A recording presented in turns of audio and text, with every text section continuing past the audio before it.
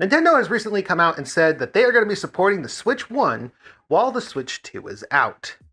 And I'm going to just come out and say this, I really don't believe them. They said the same thing about the 3DS, the same thing about the Wii U, the same thing about the Wii, and it's never been true any of the times that they've done it. So, let's get right into this. Hello and welcome. My name is Wolfy. You're watching Lesser Than Cake, the channel where I don the moniker of Wolfy the Witch, and I talk about video games. Today, we're going to be talking about Nintendo's most recent announcement that they're going to be supporting the Nintendo Switch 1 while the Nintendo Switch 2 is live. And let's be real.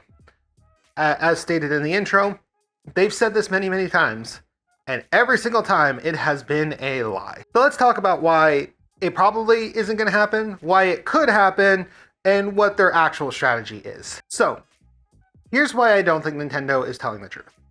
And it has everything to do with what we already know about the Switch 2. It cannot run Switch 1 games natively.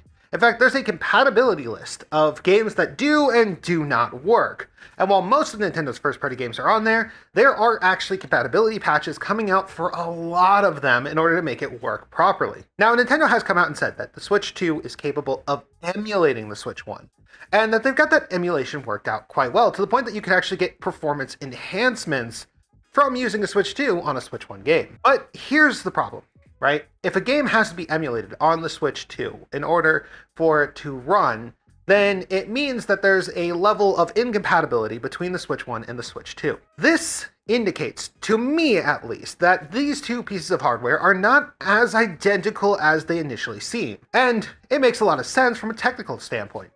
You see, the original Switch was running a Tegra processor, which was part of the GTX line of NVIDIA GPUs. This new one is presumably running an RTX line internal GPU. And it's obvious because of the fact that it has ray tracing and DLSS that it is a part of the modern hardware. And while the GTX and the RTX are somewhat compatible, there were issues when the 2000 series launched that only arose because of incompatibility. In fact, actually, if you want to run physics on the most recent NVIDIA GPUs, you can't run 32-bit physics, and so it actually tanks the performance of like the Batman Arkham series, which is a game series that is actually on the Switch 1. So I actually think I may need to pick that up just to test it, just to see if that becomes a problem. But digressing a little bit, the hardware is actually less compatible than we initially thought. It's not like a one-to-one comparison as the GameCube and the Wii were. Because believe it or not, the Wii was just a powerful GameCube, and then the Wii U was a more powerful Wii. So then there was always like a chain of compatibility that worked there. And so in this case, it's going to be interesting to see if Nintendo's tackling this with, just software trickery, or if there's a lot more to it that they're not really showing. And that's extra work and extra labor. But there's a possibility that they were already working on these dev kits in a way that they would be capable of switching build targets. This is how Unity and Unreal work. They simply just have build targets that you can set to, and then little parameters will change. For example, if I build this avatar for the Quest, I'm switching to an Android build target, and then I'm restricted to Android-related issues. Now, can this avatar work on Android? No, it can't. But I do have experience kind of tinkering and making it so that things are intercompatible. And so knowing what is and isn't going to work is very important. And I don't know if Nintendo's being fully honest with us with how compatible things are. But to play devil's advocate, it could be really easy. Which then brings me to why they might actually be telling the truth. And that has everything to do with the fact that this is actually a backwards compatible console. Now, does it make much sense for Nintendo to make a first-party game that's going to work on the Switch 2 and the Switch 1? Probably not. But what does make sense is a game that started on Switch 1 and then migrated to Switch 2, which is exactly how Metroid Prime 4 is working. And let's say there might be a remaster of Metroid Prime 2 and 3 that was rumored a long time ago that never got released. That could show up on both systems, and I would be very happy if it did. But going back to it, there's a chance that there are still some games that have been in development for the Switch 1 that will launch on both consoles. But as we know, a lot of the new stuff, like Mario Kart World, Donkey Kong Bonanza and Kirby Air Riders are only slated for Switch 2. And I do wonder if this dual direct that they did this recent time, where they did a Switch 1 and a Switch 2 direct at the same time, like within a week of each other, is how they're going to approach it for the short term. And that could be some evidence of that. Additionally, indie games have absolutely no incentive to only set themselves on one target, because the more people they're in front of, the better their odds of selling their game are. So in a case like Deltarune, I wouldn't be surprised if it shows up on the Nintendo Switch 1 eShop as well. Well, it was a huge announcement on the Switch 2 video. Silksong's another one that could easily just show up in the, Switch 1. There'd be no difference, really. So there are cases where I think some games will show up. And it does make sense in some minor cases.